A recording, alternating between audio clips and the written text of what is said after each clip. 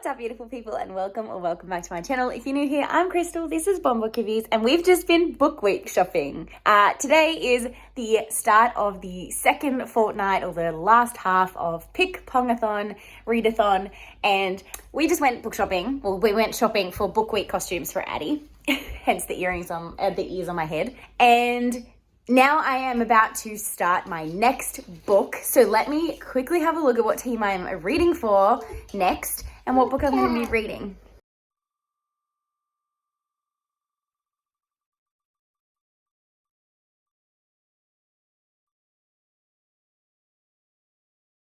Okay, so as you would have seen by the random wheel, I am going to be reading Legend by Mari Lu for the Literary Pongsters. I have sprints currently going. What is on my head? I have sprints currently going. Addie's asleep. I have a iced coffee. And this is a 8-hour audiobook, so I can finish this in 4 hours. I don't think I'm going to get it done today, but I will smash out a pretty big chunk before she wakes up, hopefully. Nicole is currently sprinting, so I'm hanging out on sprints. And I am going to be reading Legend by Mari Lu. I don't know anything about this other than that it is kind of sold as a dystopian-esque story, and I've read other things from Mari Lu that I really enjoyed, so I'll give you a bit more of an update when I've read more of this and actually kind of know a bit more about what I'm reading. Okay, so I am on sprints at the moment, but I feel like I need to give you a little bit of an update. I haven't read much further, but it's just a little bit confusing as to what I'm reading for what. So I just wanted to kind of recap that. So I am still in the middle of Us Against You. I'm about 50% through at the moment, and I have just started Legend by Mari Lu. So I'm in the middle of 2 concurrent books at the moment. So they will both be submitted in week 3. And then I will move on to Red Rising, which was a book that was selected by the spinner wheel in week 2 because it just worked out that way. That's just how I'm going to do it. It will make sense later, I promise. And the page numbers are all very, very similar, so it's not actually affecting too much. And whichever team it was spun for is the team it's still being submitted for against. So it doesn't affect anything in terms of that. Not to mention, you guys are reading way too much for me to make too much of an effect on it. So I just wanted to give you the update. I am still finishing Us Against You by Frederick Borkman. I'm on sprints at the moment doing a bunch of editing. Once that is done, I will pick that up, and I think I'll get that finished today. And then I will start Mari Lu Legend and get a big chunk of that done because it's only an 8-hour audiobook. So that is the plan, but I just wanted to give you the update. I'm currently filming the first fortnight's vlog, and I just realized how hectic and chaotic it was. So I kind of wanted to give you a bit more of a summary now that I have the ability to do that without a child in the background. I just finished this, absolute 5 stars. I blubbered for the last 30 pages. And I am not emotionally ready for the next in this series, but I will be reading it in September, but immediate 5 stars. Just this series, Frederick Borkman, can do no wrong. Fantastic, fantastic, fantastic. So I'm just on my birthday sprints at the moment. I finished Us Against You yesterday for Team Lit Pong Champs, and I am now starting Legend by Mari Lu, and this is for Literary Pongsters. I also had planned on reading Red Rising for Pong and Pros, but I cannot get the audiobook anymore because I had to pause my Audible subscription, and that was the only place that I could get it that doesn't have a million-mile long hold. So I'm going to respin for the Pong and Pros and get something that I hopefully have the audiobook for, because I'm just preferring to kind of audio get books finished quickly so that it's fair. Otherwise I feel like I'm not affecting the same amount of teams. I effectively am trying to do 3 books a week, so I'm at least affecting each team once each week. So I'll respin, and the results of what I get I'll put up here. This is what I'll be reading for the Pong and Pros later in this vlog. So week 3 is about to end. I have finished Legend by Mari Lu. It was 4.75. Wasn't quite a 5, but I had a lot of fun with it. I'm about to do the announcements of the week 3 standings along with the rewards and punishments, but I am going to be starting next the choosing for Team Pong and Pros. So I'm sticking in my 2012 dystopian era. Hi people, it is time for an update. It has been a while since I have spoken to you. I have just been in the biggest reading slump imaginable. For week 3, I read a total of 2 books. For week 4 so far, I have DNF'd a book and started a new one, which I'm kind of enjoying. So let's kind of go through what's kind of been happening outside of my reading And then I'll dive into a little bit of a like wrap up of what I've read, and then we'll carry out the rest of the vlog back in actual vlog style. So we went to a wedding in the Blue Mountains over the weekend that just happened, which was absolutely fantastic. It was like a belated birthday weekend celebration. Finished work on the Friday. We drove out and got there Friday night, settled in. Adeline was like bouncing off the walls, having a great time. Didn't go to bed till 9 o'clock, which if you have a 2-year-old, you know that is not a great time. And then we got up the next day and we went to the library out there, which was absolutely phenomenal. I didn't take any footage in there because I was just so awestruck and making sure my toddler didn't damage anything until we got to the kids section, which was like amazing, and she was having so much fun and I was just kind of there with her in the moment. And then I got stuck in the graphic novel section looking at graphic novels, and I just didn't film a single thing because I was so in the moment. And then after we went to the library, we then got ready and headed out to this beautiful location for a wedding. I'll pop a couple of photos up here that you can see of Anthony and I and Addie like dressed up for the ceremony. We had such a good time, so much fun. The weather was perfect. Like it had been windy all morning, and I swear the wind stopped just in time for us to get there and enjoy the ceremony. And we were in this like little dip where the wind did not touch us, and it was just perfect. So beautiful, and the food was lovely, and we had a really good time. And then after that, we then got home, went to bed, woke up the next morning and drove straight home to Newcastle because we just wanted to be home. And then we meal prepped and did our usual Sunday fun day stuff. And then I went back to work on the Monday. So I've started my new job. That has been a wild ride. I have been cramming lots of information into my brain. I love the people I work with. They've all been so welcoming. It's been a fun time. And then today I'm working from home. So I've just dropped Addie off at daycare and I have started a new book. And that's where we're going to like kind of roll into. So the 2 books that I read in week 3 was Legend by Mari Lou, which I gave 4.5 stars, and Us Against You by Frederick Brockman, which I gave 5 stars. It was my best week so far. But reading Us Against You emotionally broke me and put me into a bit of a slump unintentionally because then nothing could be as good and make me feel the way that I felt reading that. So I dived into The Choosing by Rochelle Decker, another like 2015 dystopian story. I had a lot of these on my 24 and 24 that I was trying to get through, so I just decided to pick another one up.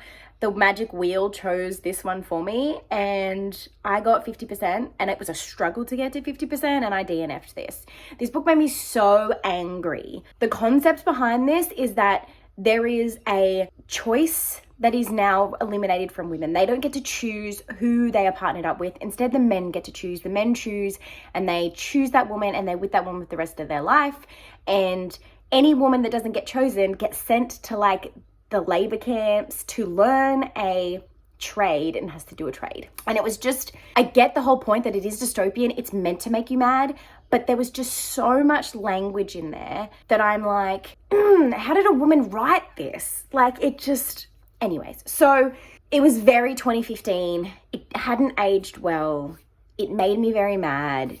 I wasn't invested enough to care about the main kind of love interest or the main 2 characters and how they were going to kind of come together. So I DNF'd it. I just decided there's too many good books I need to get to, so I need to just say bye-bye to that book. It will be unhauled. It will be getting off my shelf. It'll be another 24 and 24 that is crossed off my list, which makes me very sad because I was hoping a lot of those were going to be 5 stars, and a few of them have already been DNF'd so far. So maybe I don't know my own reading taste. And then now I have picked up on a whim Scritch Scratch, which is a 2019 arc that I received that I grabbed because Gav from How to Train Your Gavin, now Gavin Reads It All, had recommended this as a middle grade story that was one of their favorites. And I was like, I need to read this. I got it as an arc. I never read it. And so this is me trying to like complete a NetGalley arc 5 years later. Let's just not talk about it. But I'm loving it. It's fantastic. The concept of this is we have a little girl who is, her father is a author and a owner of a ghost bus. He takes people on like spooky trips around for haunted like areas. And one day he needs her to come on the bus because they can't leave the bus alone or whatever, and there's no one else that can do it because the mum is not available. And so she has to come along on this ghost tour, and spooky things start happening. And she's a scientist, so she doesn't believe in ghosts, but she's soon kind of forced into believing it because things keep happening. I'm at the point now, I'm only about 20% in, 25% in, where she's starting to see the spooky things on the bus. They're starting to happen to her, and she keeps trying to convince herself, I'm a scientist, this isn't real, this isn't real, this isn't real, but it keeps happening and she doesn't know what to do. I think this is going to be really fun. I think the thing that is going to be haunting the bus is actually going to become her friend. I think she's going to find some really cool, like, growth in herself. It's going to be a really fun time. So I'm actually really enjoying this, and I'm hoping it stays this good and I get 5 stars, because there's been a lot of books this month that have started out great and then dragged, and I've DNF'd or gave like 3 stars in the end. So I'm starting to like lose hope at the moment that this is going to be my worst reading month ever, if not definitely my worst reading month this year, which makes me sad. I've never had this many DNFs in one month in my life, and it's meant to be my readathon birthday month. What is this? Anyways, I'm going to go start work and put more information in my brain. I may put the reading sprints up on the TV so that I can kind of support my fellow co-hosts while I'm working.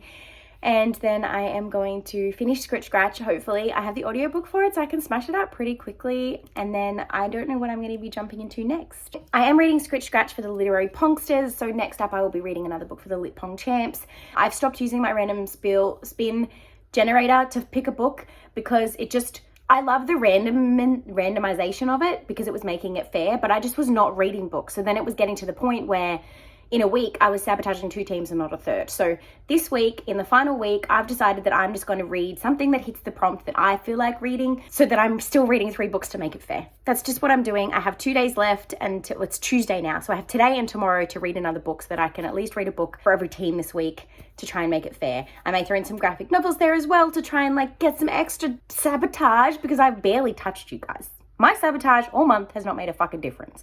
You guys are machines. The amount of reading you are doing, I was not expecting. I did not brace to need a 5th level of challenge.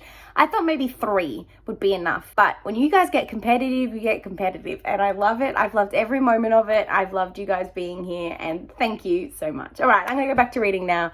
But I just wanted to give you that weird, long-winded, almost 10-minute wrap up of like what's happened between my last update and now, because I had not filmed a single thing. It is time for a typical car update. I'm at 7-Eleven again, I swear. All I do is get stuff from 7-Eleven and sit at home if I'm not at work, and I never update you on a work day. So I just wanted to give you an update on kind of like where I'm at. I finished Scritch Scratch and it was 5 stars. It was amazing. It was so much fun. The way that it all like wrapped up was really cool, and I was so intrigued and invested in the like mystery of it all. It was so much fun.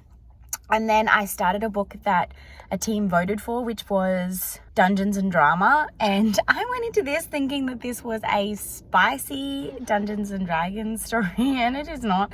It is YA. So that was not what I was expecting, and it disappointed me a little bit for that reason. It was still really cute, and like the like romance was cute, and her like mending the relationship with her father and whatnot was like has been cute. But I'm disappointed that it is YA, because the concept is she is in high school and she's done something where she like stole her parents' car, and they punish her by making her work in her dad's shop. And like if I'd read the bio, if I'd read the back of it, I would have understood this, but I didn't. I went into it thinking that it was a spicy Dungeons and Dragons story, that I knew she had to work in a shop, but I didn't realize she was in high school.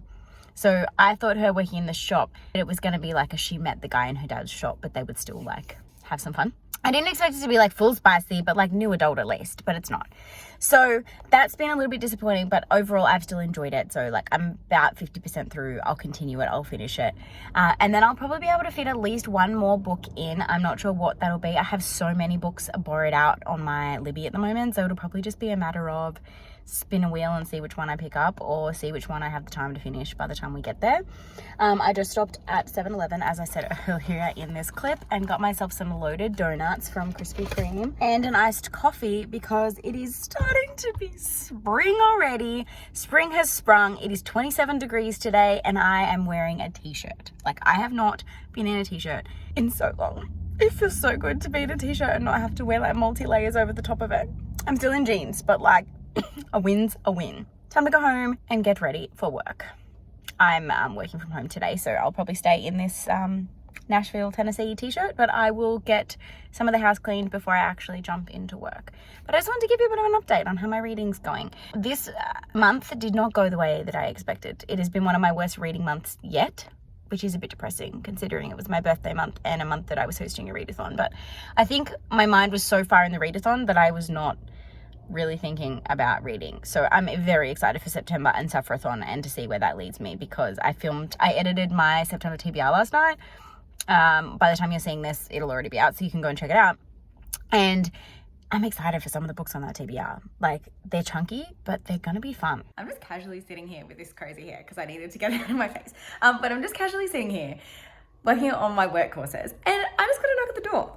And there was a special treat, which I believe is from Coda, because my lovely friend Coda messaged me and was like, I sent you a book.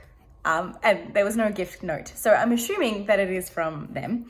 And it is another Frederick Borkman to add to my collection. It is My Grandmother Asked Me to Tell You She's Sorry, which I believe I am going to buddy read with, who did I say I was going to buddy read this with? Britt from Brittany Loves Reading.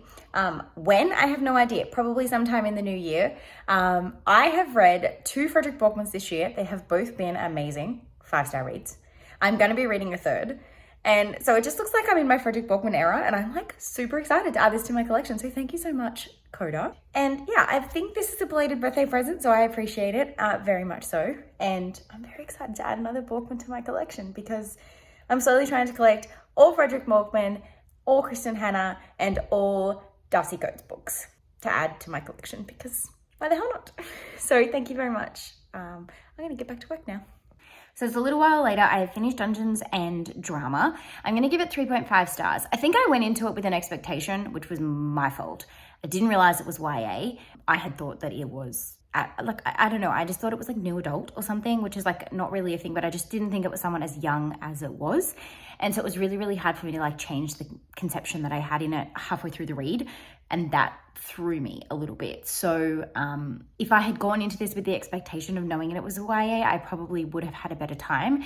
It was cute. It was a cool concept. Like, I liked the D&D side of things. I liked the like fake dating, miscommunication trope. Like, it wasn't like too over the top miscommunication. And I did really enjoy like their relationship. The side quest that she was doing of like trying to get the play up and running, I found myself bored when like that stuff was happening. Like, I got that was like her personality and her like entire reason that she'd ended up having to work for her dad in the shop in the first place, but like just wasn't my thing. Anyways, so now for the Pong and Prose, I am going to be picking up The Caretaker by Gabrielle Bergmoser. My audio hold has come in. I'm feeling a thriller to finish off my month of August. I'm sick of kind of like not having a good reading month. It's been one of my worst reading months ever. And so I think if I go back to a thriller from a author that I trust, hopefully we can round this up with a 5-star. It's the 29th of August today, so I have 2 days left to finish this book, which I think I can do because I have the audio. So I am going to finish one last course and an exam and then take a break and start this. But that's where I'm at. All I know about The Caretaker is that it is an isolated empty ski resort during off season, and there's a woman who doesn't want to be found, a man who may not be who he appears to be, and it's a game of cat and mouse with deadly consequences. I loved the first thriller I read by Gabrielle Bergmoser, which was The Hunted. It was gory, it was fast-paced, I had so much fun with it, and I'm really, really hoping that this gives me the same vibes. So I'm trusting Gabrielle in this. Please, please, please don't let me down, because I cannot deal with another DNF and I cannot deal with another meh read. I really need something that's just gonna like make me love reading again. So I'm trusting you. Please, please, please don't do me dirty. I just started listening to the audiobook of The Caretaker, and it is so Australian. The audio narrator is so Aussie and I love it. But I just realized, I was like, oh, this sounds like kind of spooky. Like, I knew it was going to be spooky, but her vibe was very spooky. And I was like, I kind of want to like read the back, because I usually don't read the back of books. I kind of just dive in a lot of the time. But I just read the back and it just makes me even more excited, because it says here, after a year on the run from her dark past, okay, so our main character's on the run and whatever, she's finally found somewhere where she thinks she can be at peace. Living under a fake name, she spends her days carrying out menial tasks in complete isolation, jumping every time the floor creaks and the wind whistles through the empty buildings. She's trying to convince herself she's okay, that she got away. But then strange things start happening around the resort, and Charlotte starts to realize that every escape route she has is being sealed off one by one. This is totally what I need. 5-star prediction, 5-star prediction, 100%. There was a reason why this was on my 24 and 24. There was a reason why this advanced reader copy was requested. I should have read it months ago. This is exactly what I need. I'm like 4 pages in, and I already know this is exactly what I need. Yep, typical coda.